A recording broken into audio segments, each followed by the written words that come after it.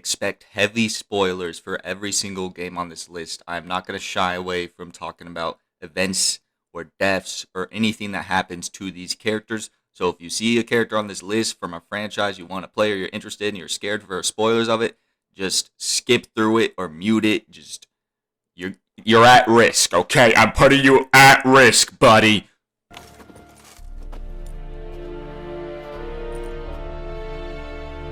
That brawl, we didn't start it.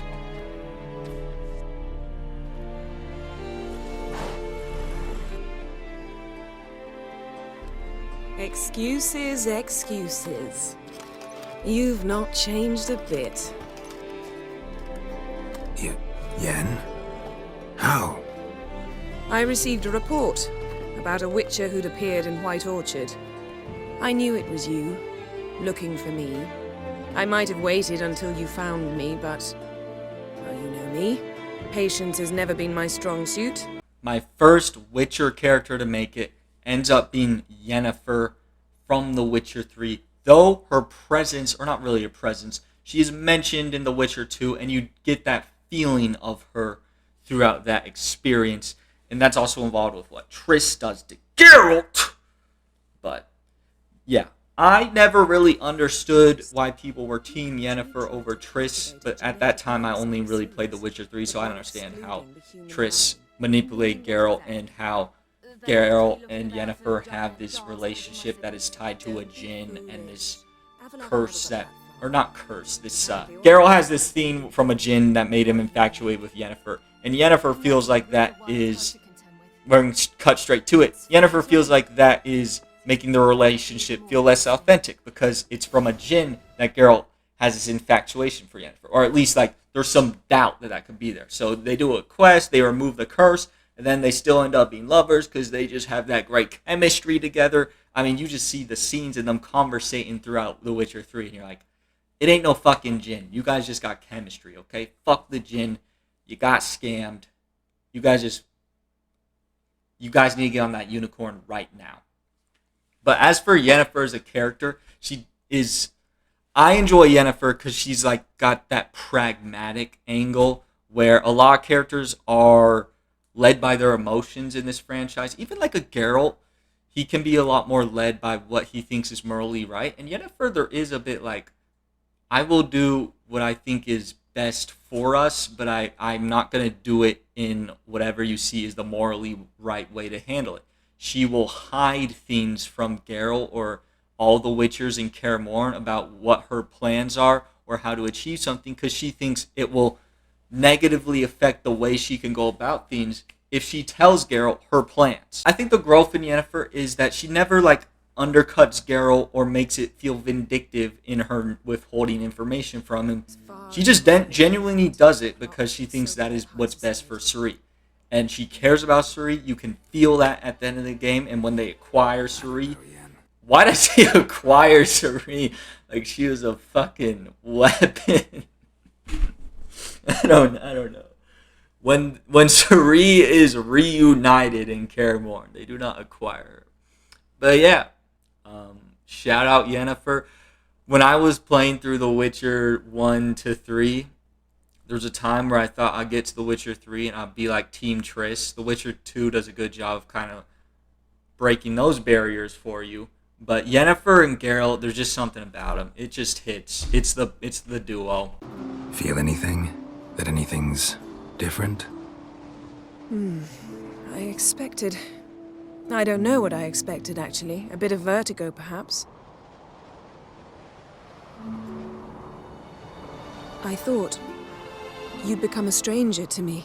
That I'd look at you and not feel a thing. But it's not like that at all.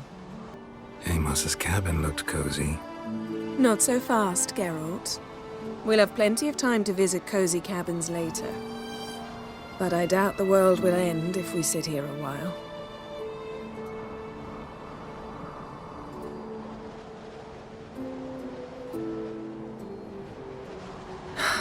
My, it's lovely. Think the spirits of Skellige favor us.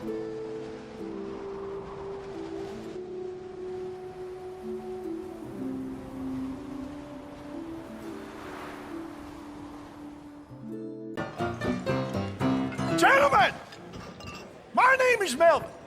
That's my brother Fenton. He's a bit funny, but boy, can he pour drinks fast. For the next 30 minutes, the drinks in this here bar, in this here town, are entirely free. The only rule is that you gotta drink them, so hurry up, put old Fenton to work. Don't get him mad, though.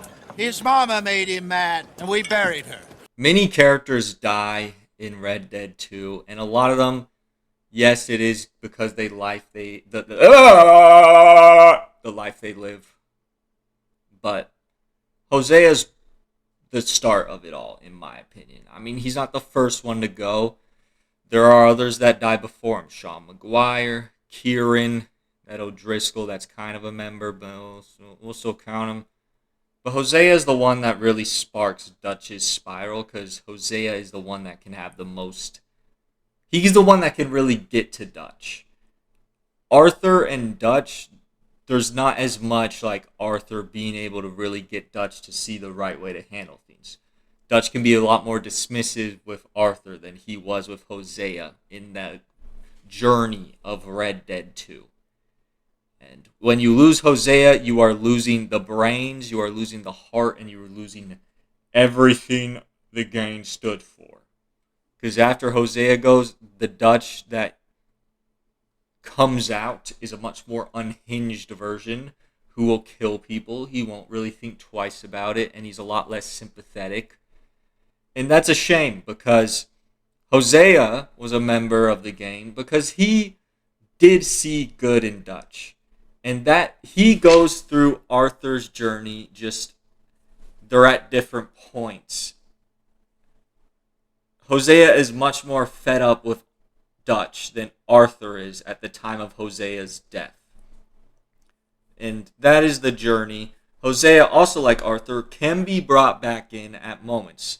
I remember countless times where you're walking and Hosea's like, the Dutch might have a plan after all. Something, not exactly word for word, but Hosea has been brought back in, and I would argue Hosea does do a bit of fuckery, especially during the Braithwaite arc. He is guilty of putting his hand... He doesn't just put his hand in the cookie jar. Him and Dutch double team that cookie jar, and it leads to some trouble happening. But Hosea does know when to pull back, and he is very... Hosea, it feels like, would actually die for people, or he would put the group's interests first, whereas Dutch does have, like,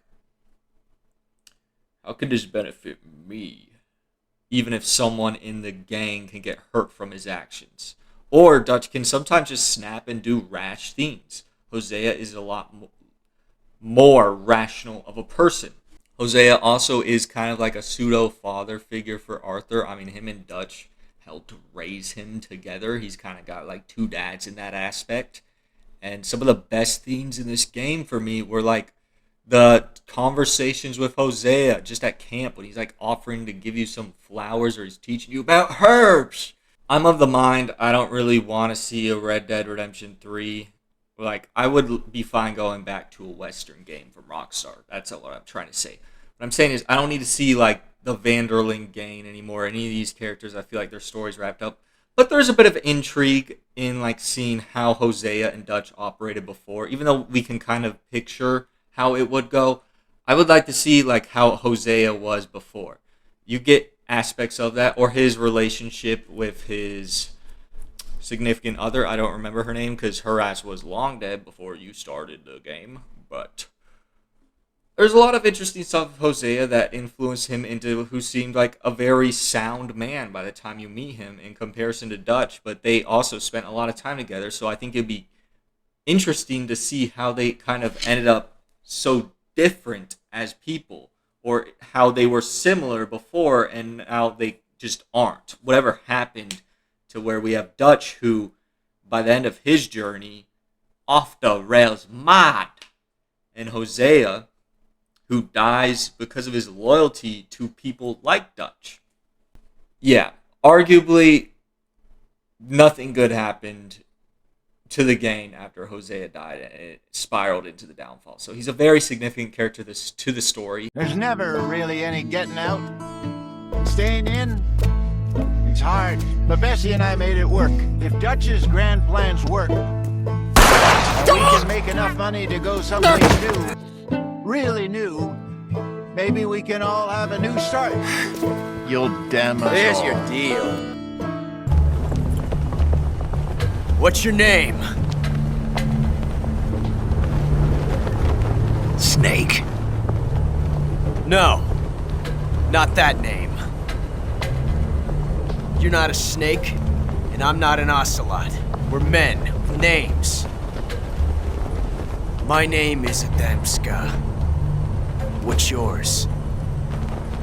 John. Very well, John. Plain name, but I won't forget it. I am unclear at the time of recording this whether this will be my first Metal Gear Solid character, but I believe it will be.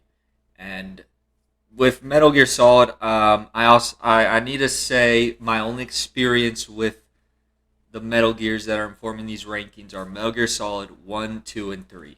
So I know Big Boss is like the villain of the Metal Gears that came before Solid. I've never played those besides like 5 minutes of the first one. So me experiencing Big Boss is through Snake Eater and that story. And knowing how he becomes a villain, I think does add something to Snake Eater. But it's a cool experience to see him and his perception change and how he views the government, how he feels used, and he takes on, he learns from the boss. And through the boss and Big Boss and their relationship, that's like a mentor theme and also like a even parental to some degree. Big Boss feels very changed by the experience of Snake Eater and what he learns from the boss, and especially at the end and all the shit the boss went through to protect her country and how she gets used by him and her ultimate goals of just wanting peace. Also, a lot of the fun with Big Boss is like learning and growing and becoming what feels like a better soldier through the experience. I mean, you start the game getting absolutely gobsmacked by the boss. Yeah, it's a cutscene, but like you get bodied by her ton, and then at the end of the game when you're fighting her and you're like using you're using stealth, and it's like the fight's so cinematic with like no music at all, and then the Snake Eater theme kicks in like about like halfway through. It's such an incredible fight. My experience with a lot of the Metal Gear characters can grow just when I play the other ones. Like, I need to play 4 and 5, the one with Raiden, and I think there's also spin-off ones that are actually good and not like that Metal Gear Survive game, but like actual beloved ones. So I want to get to those eventually, but this just off the first 3, this is still a very strong performance from Big Boss. Big Boss is actually only one game. So, like, this is, for him to end up this high, like, I got really attached to him as a character. No one will ever learn the truth. Her story, her debriefing, will endure only in your heart.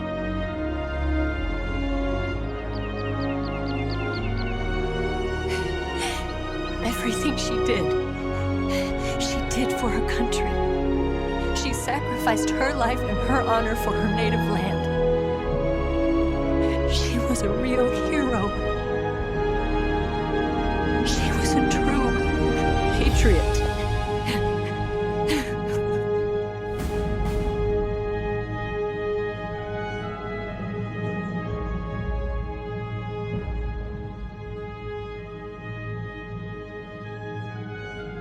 To see such an esteemed figure is surprising. Lady Benezia was also dressed for her role. An Asari in a pinstriped suit set tongues wagging among the younger male employees, so to speak. Young males have an unhealthy obsession with my species. Now, everyone on a playthrough of a Mass Effect, of a Baldur's Gate, of another game that has a romance option is going to have their particular person that they gravitate towards. Some people are able to shift. For me personally, when I get into a game and I have the romance option for my main character, that shit's canon to me, and I can never romance anyone else. With Mass Effect, it's Liara. And well, I can talk about the romance, but that's not even the most interesting part of Liara. Liara is just such a great character, and seeing her arc throughout the 3 games feels very natural and also fitting of everyone, of like the story of Mass Effect. She starts out, even though she's like 100-something years old, she's youthful for an Asari, and she comes across a bit naive. She's a bit book smart, might be the better term. But she is still very caring for Shepard, and I always appreciate the scenes where Shepard's at a lower moment and Liara is there to be a rock for her. Liara also a bit of a simp for Shepard at the jump. I don't. That's like the romance. Like it felt very natural for them to combine forces and enter the Asari sex dungeon in their mind or whatever.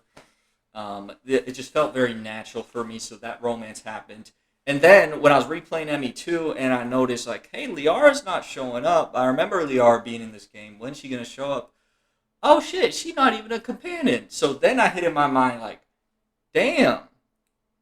Because I already had her ranked high on the list. I was like, I don't know if she's gonna be that high. But even though she's not a companion in ME2, her Shadow Broker arc and also learning that she's the one that saved Shepard, and especially I had the romance with the character, and she's coming to terms with Shepard coming back to life and trying to rekindle the romance, and then like taking over at Shadow Broker in ME2. I don't hate ME3 Liara's story. I like it a lot. But ME2 Liara, I think I prefer, even if she's not a companion. All you get for her as a companion is like during her DLC Shadow Broker questline. But just it felt so compelling because it's like Shepard's back alive, you have the romance, and all the things that were intertwined there that like I was so invested in these two as a group. And then you go into ME3, but I never get the whole gang back together for one last adventure, and wow, it felt a little awkward at times for me. Like sometimes in ME3, my issue was like, it felt like Shepard and Liara had like 3 conversations where they were saying, so, are we a couple again? I don't know, Shepard. Yes, we are. And then like I'd have that conversation a couple hours later. Like, damn, are you guys, like, it already happened. What is there to talk about? You can talk about other themes. And like they do talk about other things. I don't want to say that. You learn about, like, I remember there's like a piano scene. She's talking about, I think it was her mother. Like there's other sweet moments with Liara, obviously. And then like the final scenes with Liara where she takes that little private moment before the final battle. Really love that.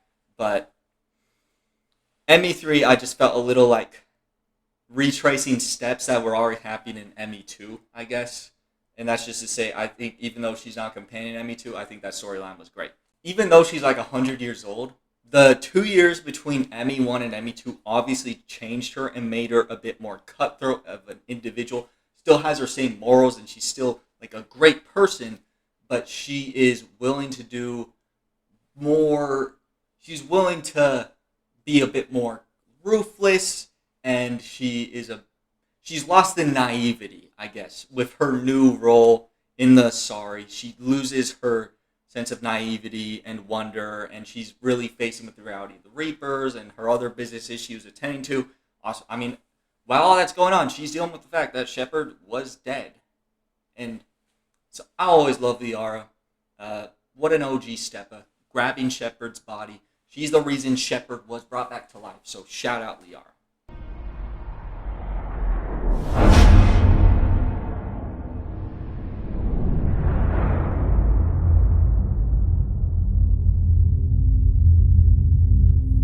I spent 2 years mourning you. So if we're going to try this, I need to know you're always coming back. I'm always coming back.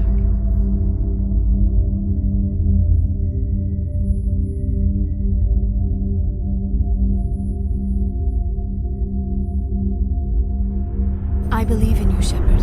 I am with you every step of the way. Y'all can't leave me here. This baller's country. I thought you said you was innocent, Carl. But you don't bang. This is car 58. See you around like a donut, What? Carl. Officer Pendlebury's down. We'll be right over. Oh, shit. Here we go again. Worst place in the world. Rolling Heights baller country.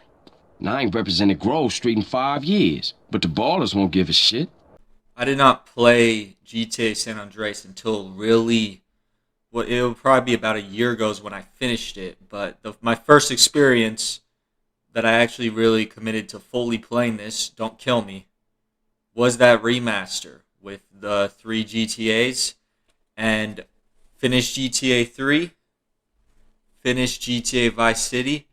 The San Andreas remaster, I literally got to a point, I got to Vegas, and the game would crash every single time I started up. It did not matter what I did, the game would just crash. So I had to make a call that I just can't play this game, I guess. And that speaks on the quality of that remaster. I lost out on a story I was really invested in. I think CJ is a great character. There's something about CJ's rise that hits. I think it's the first character in the GTA games that really kind of embodies GTA. And I don't know if that's kind of because GTA 5 is the game I look at as my GTA since it came out. That GTA 5 was literally kind of my childhood. The GTA 5 story, to me, kind of just feels like a lesser version of San Andreas in terms of like the rise and fall. It's just, I'm not as invested in 5 as San Andreas as you are with all of CJ and his friends and his gang and going to the high lives. Out of all of the GTA characters, only 2 ended up making this list. One is yet to be revealed. Bit of a spoiler there. But CJ does end up being the number 2 GTA protagonist or GTA character as a whole. I feel like CJ is kind of a missed opportunity to touch on there in GTA Online. Maybe that's just me, though. I really enjoy CJ. Great character. Yeah. Maybe he'd be higher if he was more of a childhood character for me, but this is like a 2004 game, I believe. My ass was 2 when this came out. I'm not 40. Don't do it, man. He's gone.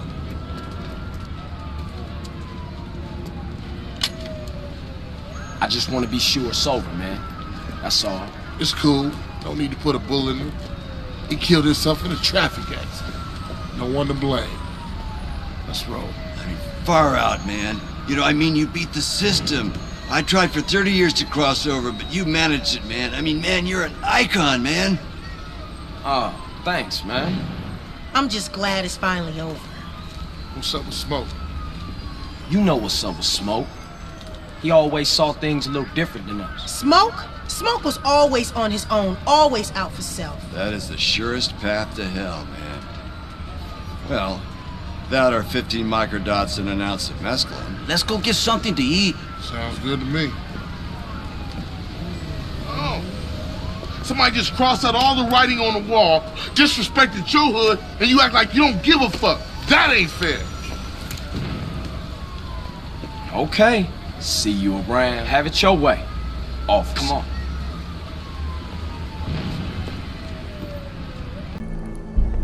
Colm O'Driscoll.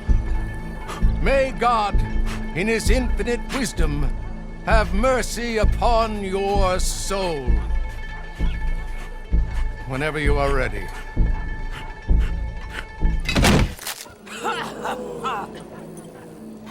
Now you know how it feels to watch somebody you love die.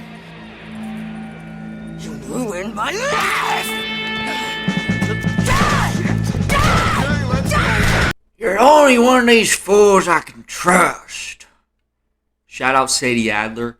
She does the Charles theme where she gets, I think she's actually the Charles growth, but even like more extreme, where Charles doesn't get as much content, but as the game goes along, it like builds and he's more important to story, and then like as you're in Arthur's final chapter, then leading to the epilogue, he's a bigger character. Same theme with Sadie, but I think Sadie's ramps up even more, and then I felt like her presence was more impactful for me. Spoilers, Charles won't be on the list. He was pretty close. I'm not going to say exactly where he fell because I don't know. But he was always he was in the mix, okay? I can say he was in the mix. Sadie Adler was just like a character I was like, I know when we hit chapter 6, we're going to get some good shit. I know she has a ton of good moments in the epilogue. She is the example of like how you can get absolutely corrupted by the world and become like a more violent person, but still morally be good. Because Sadie does have a good moral compass. And in the epilogue, there is some disputes with John Marston on like the ethics of bounty hunting and what Sadie Adler does. But I always believe Sadie Adler maintains her strong morals throughout the game. So, everyone with a price on their head deserves it, you think? Sure. No, I don't know. Usually, if I got into who deserved what, second guessed every poster, I'd tear out all my hair before I put a rope on anyone. If the price is high enough, you got to trust there's a reason they said it. Sadie Adler's story benefits a lot through like it being such a long narrative and the gain of Red Dead Redemption 2 really crumbling, and you get to see how like it changes between each chapter, and Sadie Adler grows to be a more important member of this game because she gets more attached to the people. And you know, by the end of the game, she's one of the people that is the reason Abigail, John, Tilly, Mary, Beth, all the people that are like feel innocent and people that shouldn't be just brought down because of this shit get out of there safely. And Sadie Adler is a big reason why. Abigail, Jack, John, make sure they make it. I mean, this whole thing is pretty much done. But when the time comes... How do you mean? When the time comes, you help them. What do you mean? I mean it. Help them escape when I... But my memories of him, they still pure. We're more ghosts than people. But them, they could... I know. Of course I will.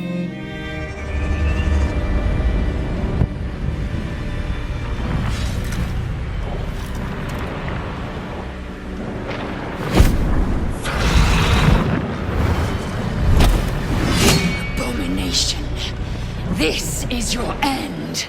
This is probably my highest ranking, maybe my only character on the list that has like a less than 1 inch sized nose. That probably the smallest nose character on the list. The only other competition I can think of, Grimoire Weiss, but his ass don't even got a nose, so I don't think he's eligible for this competition. So that's a cool stat to track. I think there's an award for that. But Lae'zel is a great character, and I remember my first experience of Baldur's Gate 3, and Lae'zel was one of those characters that felt like she was going to be too weird for me to ever like, or too aggressive for me to ever like, because, I mean, within some conversation, she's like very devout to Vlaakith, and she has this strong moral compass, and I'm kind of like, she felt delusional to me. She has delusions over the goodness and in the true intentions of God. As you go through Baldur's Gate 3 and you develop more of a connection with Lae'zel, my personal ending with Lae'zel is always like going in rebellion against Vlaakith, getting Orpheus on side also, and he becomes the Mind Flayer, that sacrifice, and then whether he kills himself or he goes out to live in isolation, either one doesn't really tie too much into Lae'zel, but I personally like the one where he goes into isolation. But I like the idea of Lae'zel being so spurned and actually finding her free will and what is right in this world, and it's freeing her people from Vlaakith's thumb of rule. And like Lae'zel, I love the epilogue that she's like in like her little hologram thing and she's fighting her war. I think Lae'zel is another one of these characters that like I would love if obviously Larian moved away from Baldur's Gate 3 and they don't own the rights to it. Like, I would understand why, because I think they've had some issues with the parent company. I don't need to go into all that. Like, the people that actually own the rights to Baldur's Gate 3. Go do Divinity, and then you can have your own rights and do whatever you want. You're going to make incredible games no matter what, Larry, and you're the GOATs. So, but, that being said, I think a Lae'zel, isolated story with her find the rebellion could be cool. And, this was announced like 2 days ago. I'm very worried about there being a Baldur's Gate 3 show being made. But if they decide that instead of trying to do a Game of Thrones and covering all the different origin characters, if they just isolate it to one character, Lae'zel be one of those options that I'd be like, you can sustain a whole series with just Lae'zel. Because Lae'zel's an interesting enough character. She's a fun character. Deborah Wild could play Lae'zel. You just prosthetic her nose smaller, paint her green, and she's like, olive maybe, olive green. She'd kill it though. So, I'm excited to see what the Baldur's Gate show ends up being, but that doesn't impact these lists at all. This is purely off of games, and Lae'zel was easily one of the characters in Baldur's Gate 3 that made a strong impact that grew. Lae'zel's story was so impactful to me. In my first playthrough of Lae'zel also, I forgot to mention this. She was the one that got taken by Orin. So you don't know how pissed I was. It's where the fuck is Lae'zel? I think my first playthrough, I lost Lae'zel for upwards to, it could have been 10 hours, 10 to 20 hours. That annoyed me so much because I was so invested in Lae'zel as a character, and I love bringing my characters out on the missions, talking to them in camp. That's the shit I love about these games. And Lae'zel always has fun one-liners, and her strong beliefs and opinions always make the conversations interesting. And not having her for such a long time made me miss her so much more. On my second playthrough, luckily, it was that dumbass kid I don't give a fuck about.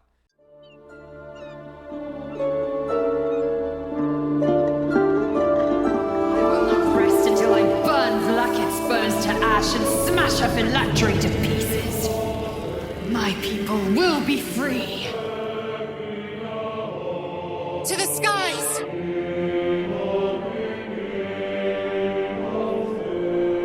No chains to bind us, no lies to bury us.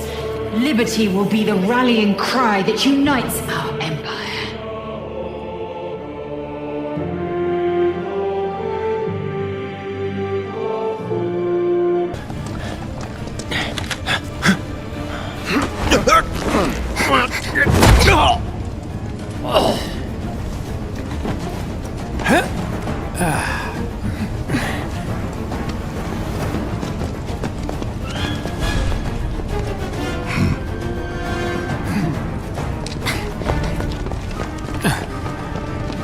Get down here, Merc.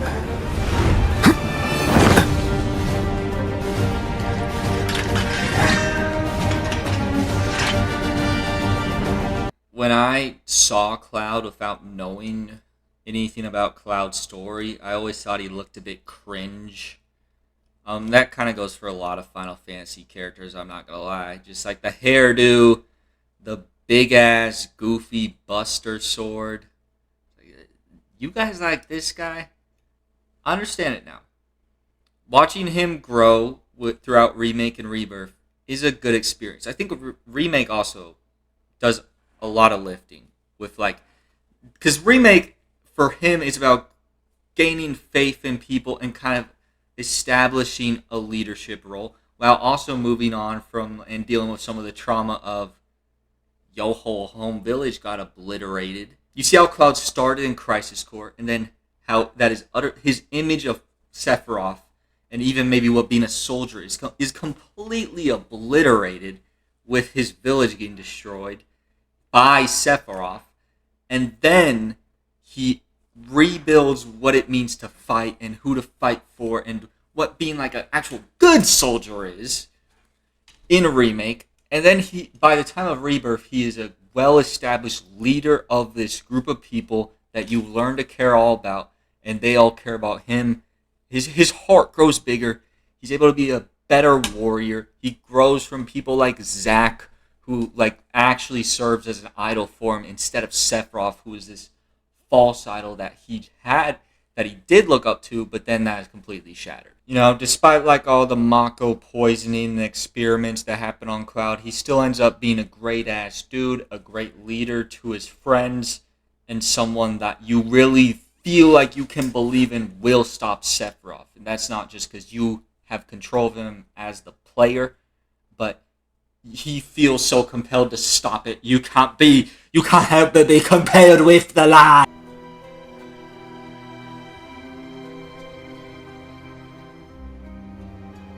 Sephiroth. As long as he's still out there, I thought you beat him. Run, Cloud. Run away. You have to leave. We can. You have to live. We will. You bastard! Yeah! Count me in. If it's to be a hunt, you could use a nose like mine.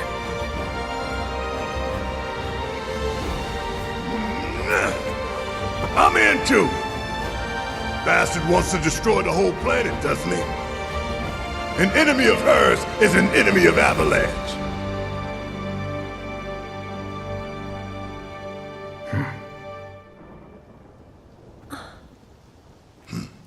Okay. You all right? Yeah. How do I look?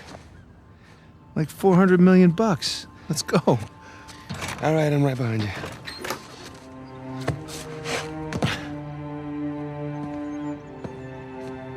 Sully? Know what I love about partying with a bunch of crooks? What's that? Nobody cares if you smoke indoors.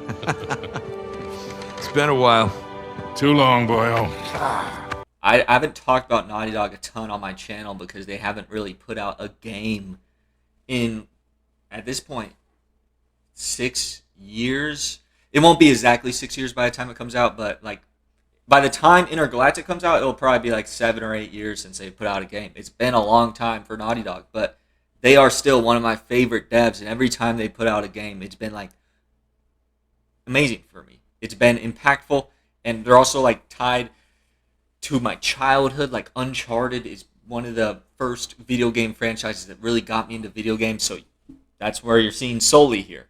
There's 4 games, and you can kind of cut them which ones have his best moments. I think the best Sully game for me would probably be 3 or 4.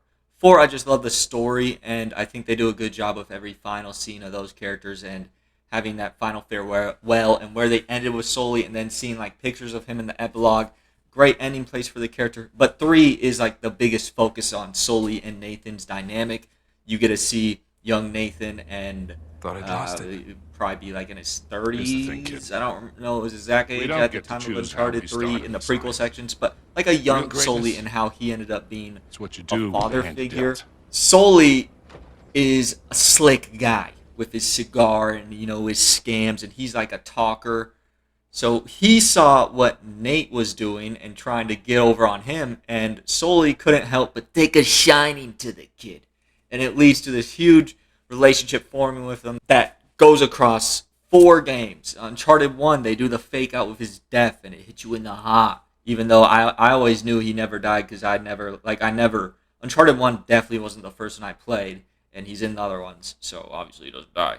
But it's just him catching the bullet hitting the journal is another like so Sully lucky thing to have. And then Sully's one-liners. He has so many great one-liners. I'm sweating like a hooker in church. You brought a hooker to church? Why not? I think Uncharted 3 will always be the game like I think about as like the Nathan Sully game, and Sully's like advice with Nathan, and really felt like he was pushing him to like, hey kid, don't mess the scene up with Elena. And even in Uncharted 4, like he's the retired guy. He's not involved as much in the action, and he's like looking out for Nathan, not just as like, hey, we need to be safe here and get this adventure, but like he doesn't want Nathan to fuck up the good thing he has going at home with Elena and what his future could be, because he's like off in pursuit of another treasure. Sully actually deeply cares about Nathan, and he's also a charming ass guy. Yeah, feel free to sell anything I left behind. Sure I can't give you a lift home? After the last few days, I think I'd like a plane with drink service and reclining seats. Plus, she and I have a lot to talk about. Yeah, you do. And no more late-night phone calls about one last time. Promise. Thanks, Sully. Take care, kid. See great things. Don't be a stranger, kid. Next time you're in town, beers are on me. I'll hold you to that. How do they plan to launch? I thought this place was just for keeping the dismantled warheads. They shouldn't have access to a missile. What I'm about to tell you is classified information. Okay? We were conducting exercises with a new type of experimental weapon. A weapon that will change the world. What? A weapon with the ability to launch a nuclear attack from any place on the face of the Earth. A nuclear-equipped walking battle tank. Metal Gear. It can't be. Now we got the other Snake that I've had experience with. Not in bed. That's only for Solidus. That's the only one I have that type of experience with. But Solid Snake, also a very beloved character. My personal Snake, because I started with Metal Gear Solid 1. And, you know, I played 2, and I was like, he's definitely not into a lot, because they do the bait and switch with Raiden. But he still has a good role in that. And I also think him not being the main character gives him even more moments to shine. Because a lot of Kojima main characters are more, like, reclusive, or they're not speaking a ton. They get a lot of information given to them, but they don't have a lot of dialogue. And I think that works sometimes for how the characters are, but also sometimes I'm left like wanting to hear them speak more. With Solid Snake, you can get both of that. Metal Gear Solid 1, he's learning about who he is, who he's based off of. You also get to see him reflect on some endpoint decisions he made in Metal Gear Solid 1. Like at the end of the game, what he learned, what he wanted to live for, and that's kind of solidified more at the end of Metal Gear Solid 2, but that's like push on to Raiden. And I'm so annoyed. I'm going to spend some time ranting on Solid Snake. Not even like character rants. Why can I not find Metal Gear Solid 4 anywhere other than... I don't even know. I literally don't think Metal Gear Solid 4 is playable anywhere that I can. Maybe it's on Steam. I'm going to check right now, actually. They don't even have Metal Gear Solid 4 on Steam. This is a disgrace as far as I'm concerned. That I can play 1, 2, and 3. And they're going to blue balls me with 4. Yes, it'll probably come with Volume 2 when that eventually comes. But, like, I don't know when that's coming, bro. When's that coming? You need to tell me. So, I want to see how this story goes. I'm not going to cut to 5. I own 5 through PlayStation Plus. But I'm not going to play that one. I want to save that one for last. I need to play 4 before 5. I'm not doing that to myself. But I love Solid Snake. I can't wait to meet the old version of him one day.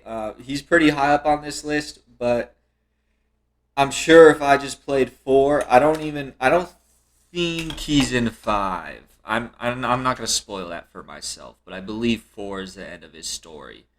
But for as far as I'm concerned, this is a character that's got like top 20 potential for sure. I just need that. I need that send-off game for him, because I mean, I only have 1 game with him where he was the lead. 2, he's not in the lead. 3, he's not in. 4, he'll be back. And Kojima stories are always entertaining, so I'm sure I'm going to have a lot of fun in 4. But this is where he is for now. Look, I found this. Let's keep it as a reminder. Of what? A reminder of a successful mission? Or the first time we met? A reminder of how to live. Huh? Until today, I've lived only for myself. Survival has been the only thing I cared about in my life. That's not just you. That's how everyone is. I only felt truly alive when I was staring death in the face. I don't know. Maybe it's written into my genes. What about now? What do your genes say about your future now? Much more than just DNA. Maybe it's time I live for someone else. Through speech, music, Someone else? literature, and movies. Yeah, What we've seen, heard, felt. Someone like you. Anger, joy, and sorrow. Maybe that's the real way to live. These are the things I will pass on. That's what I live for. So, where to, Snake? David. My name's David.